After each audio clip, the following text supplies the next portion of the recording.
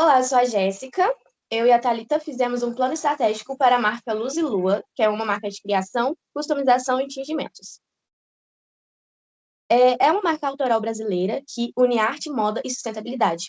Ela é baseada no slow fashion, que é a moda lenta, as peças são produzidas sob demanda e alinhada à sustentabilidade na sua confecção. E o objetivo desse plano é a implementação dessa marca na cidade do Porto e uma expansão futura para a cidade de Portugal. Então, com isso, nós fizemos algumas análises, como a análise PEST, a análise SWOT, entre outras, para ver as possibilidades de implementação. Sobre a marca, a Luz e Lua, né, que é arte, modas e customizações, ela faz um design criativo, customizações de tingimentos. Foi fundada desde 2013 por duas amigas no Brasil e une arte, moda e técnicas artesanais. Elas começaram com o tingimento e customização de peças e depois foi expandindo, criando feiras, exposições, eventos culturais, criaram um evento próprio que foi o Bazar Luz e Lua, na qual uniu vários artistas e a partir dali que elas perceberam que a marca era além da produção e da venda das peças, era também um coletivo artístico e cultural, na qual elas conseguiam unir o público-alvo também na parte de ensinar, fazer oficinas, fazer desfiles em espaços culturais, né? E agora a intenção, elas já fazem essa atuação no Brasil e a intenção seria expandir mesmo para Portugal e começando pela cidade do Porto, que é uma cidade turística, uma cidade cultural artística com muito potencial para que essa marca ganhe, que ela cresça e ganhe o seu lugar também em Portugal. Com isso, nós temos aqui a visão, a missão, visão e valores da marca e os objetivos, que foram também base para a elaboração desse plano estratégico, né? A missão seria gerar um impacto positivo através da moda sustentável e autoral. Ou seja, a partir desse desenvolvimento sustentável, né, obter o reconhecimento e valorização adequado na parte do seu público-alvo, clientes e setores da moda. A visão seria ser referência internacional em moda artística consciente até 2030. Como no Brasil ela já tem um lugar, né, preferencialmente no estado de Minas Gerais, agora seria expandir para Portugal e, em seguida, expandir também para outros países da Europa até 2030. Deixa eu passar. E os valores da marca seriam sustentabilidade, criatividade, autenticidade, afetividade e cultura. É uma marca que trabalha com exclusividade também, que suas peças são únicas. E aqui tem alguns exemplos, né, como pode ver, de como que a marca fabrica suas peças, o tipo de peça, e que é um grande potencial para o público que vive no Porto. Deixa eu passar. Aqui é um pouco da logo, é mesmo para unir aqui um pouco da história da marca, né, que é a luz e a lua. Então, essa logo foi feita estrategicamente para que aparecesse um eclipse, que é a união da luz e da lua, que são das duas criadoras, e ela é sempre utilizada como referência da marca. Pode passar. E aí, os objetivos gerais. A Luz e Lua, né, tem como objetivo participar da mudança e valorização da moda de forma consciente. Então, implementar a marca no mercado português é um desses objetivos e expandir para novas regiões a médio e a longo prazo. Pode passar. E aí nós dividimos aqui nos objetivos SMART, que aí seria o curto, médio e longo prazo. O curto prazo seria participar em feiras criativas no Porto, para iniciar, criar uma linha inspirada na cultura local, na cultura de Portugal, para acessar também o turismo, né, o público turístico do Porto, estabelecer parcerias com lojas locais, esses seriam os objetivos a curto prazo, e participar também das feiras. A médio prazo, nós teríamos aqui oferecer oficinas criativas de tingimento natural, ou entre outras coisas que a marca faz, expandir para outras cidades também, Lisboa, Braga, participar em feiras também que existem nessas outras cidades, e criar uma presença digital estruturada, né? E lançar também um espaço físico em um local no centro do Porto, que é onde vai atrair mesmo os turistas e a população que faz parte desse público-alvo.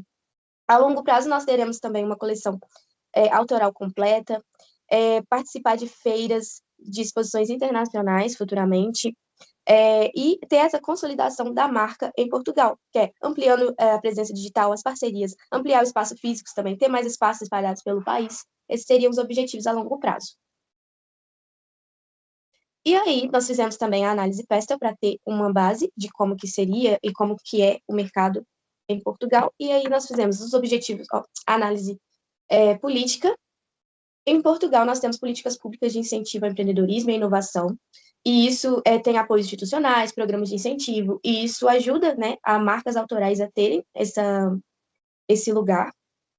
Os econômicos, o setor da moda em Portugal em crescimento, né, ele provém que ultrapasse mais de 2 milhões de euros até 2026, E isso abre espaço para marcas como Luz e Lua, com marcas autorais.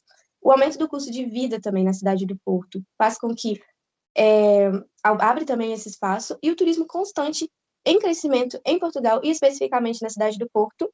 Se a marca tiver esse foco também nesse público, vai abrir um espaço grande para que ela possa crescer na cidade.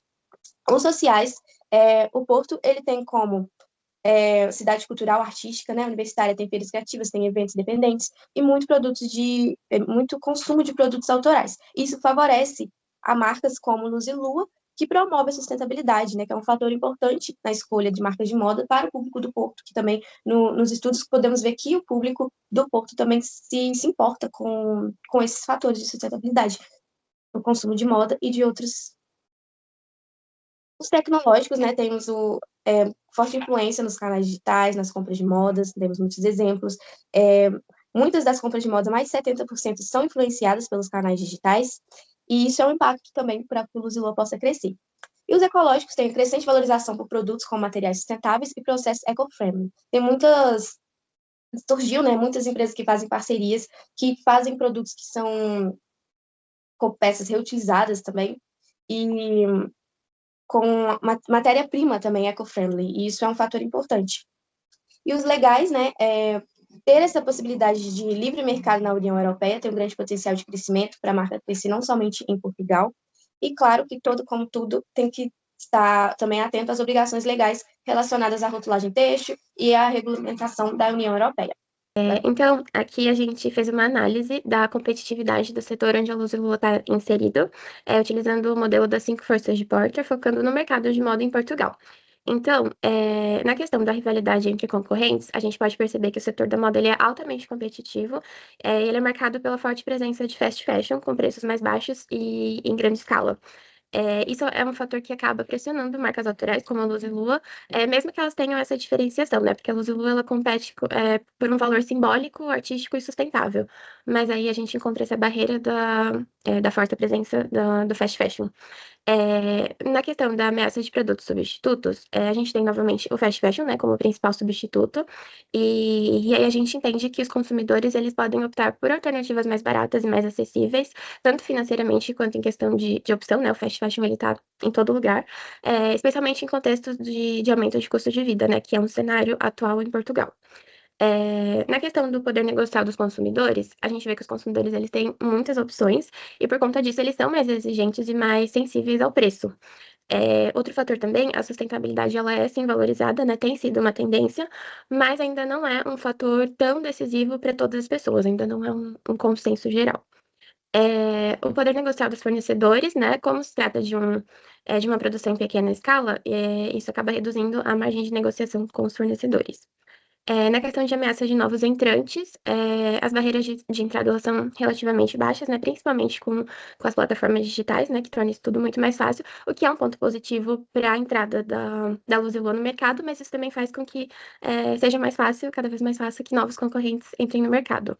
E também, como já mencionado, os incentivos ao empreendedorismo, eles facilitam também, enfim, a criação, o desenvolvimento de outros projetos criativos.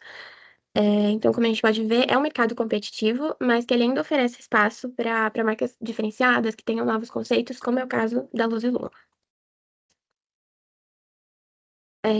Então, depois dessa análise externa, a gente vai passar para a análise interna com o modelo Vril, para a gente entender se os recursos que a Luz e Lua tem, eles geram realmente vantagens competitivas. Então, a gente fez uma análise e selecionou alguns recursos que a gente identificou ali como recursos essenciais e relevantes para a marca, e a gente estudou se eles eram valiosos, raros, difíceis de imitar e se eles estavam, de fato, inseridos na organização. Então, basicamente, a conclusão que a gente chegou o que que a gente tem? A gente tem a identidade artística autoral, que é um recurso valioso e difícil de imitar, e ele gera uma vantagem competitiva sustentável. A customização artesanal, né, ela traz o quê? Peças únicas que reforçam a exclusividade e é difícil de replicar em larga escala. A gente tem também o know-how das fundadoras, que é um conhecimento técnico e artístico que foi acumulado ao longo de anos, e é um recurso humano, né, e único, é o recurso-chave da marca. A produção sustentável, ela cria valor e diferenciação, porém ela pode ser imitada, né? A gente vê cada vez mais surgimento de marcas sustentáveis e é algo que tem se tornado cada vez mais valorizado. Então, é uma vantagem mais temporária. Eventos e estrutura flexível, elas ajudam na visibilidade e adaptação da marca, mas elas geram paridade de competitiva, mas não exclusividade. Então, basicamente, a conclusão é que a força da Luz ela está principalmente na sua dimensão criativa, autoral e humana, muito mais do que na sua escala produtiva. Aí passando rapidinho pelos pontos da análise SWOT, né, que é como se fosse uma síntese aí de tudo que a gente falou, de tudo que a gente estudou, cruzando os fatores internos e externos. Então, a gente tem como forças a identidade autoral, forte e peças exclusivas, produção alinhada ao slow fashion e sustentabilidade, uso de técnicas artesanais, flexibilidade criativa e adaptação a diferentes públicos, experiência em feiras, eventos e oficinas artísticas. Como fraquezas, a gente tem a produção limitada por ser manual e sob demanda, o baixo reconhecimento da marca em Portugal, né, principalmente nessa fase inicial, a estrutura financeira reduzida, a forte dependência das fundadoras e a ausência inicial de espaço físico próprio. Como oportunidades, a gente tem o crescente interesse por moda sustentável, como a gente já falou, o Porto como uma cidade turística, cultural e artística, possibilidade de parcerias, procura por oficinas criativas e experiências artísticas, crescimento do comércio online e aceitação de marcas autorais. E, como ameaças, a gente tem a concorrência da fast fashion com preços mais baixos, risco de cópia por marcas de maior escala, instabilidade econômica e redução do consumo, dependência do fluxo turístico, e burocracia e exigências legais. Então, a partir dessa análise SWOT no trabalho completo, a gente desenvolveu uma matriz de confrontação que ajudou a gente a transformar essa análise em estratégias concretas, né? Então, a gente definiu ali várias estratégias ofensivas, reorientação, defensivas e de sobrevivência. No trabalho tá tudo completinho, mas por aqui a gente vai focar mais nas estratégias prioritárias, que são comunicação ativa do slow fashion, isso para educar o consumidor, né, trazer um awareness sobre o que é o slow fashion e reforçar a diferenciação da marca. Coleções inspiradas na cultura do Porto, que trazem uma conexão emocional com a cidade e atraem o público local e turístico. A expansão digital, que reduz essa dependência só do fluxo turístico e também amplia o alcance da marca para novos públicos. Participação em eventos culturais, que aumenta a visibilidade e aproxima a marca do seu público-alvo, e um planejamento financeiro rigoroso, que é essencial para a sustentabilidade do projeto a curto, médio e longo prazo.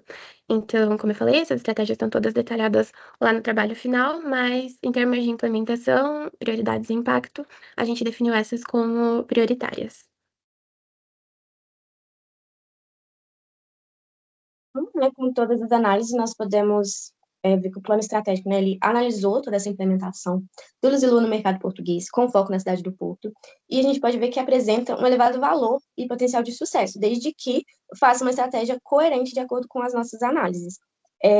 Elas indicam, né, que uma marca autoral tem esse potencial competitivo, o Porto ele representa um contexto cultural turístico favorável para essa marca.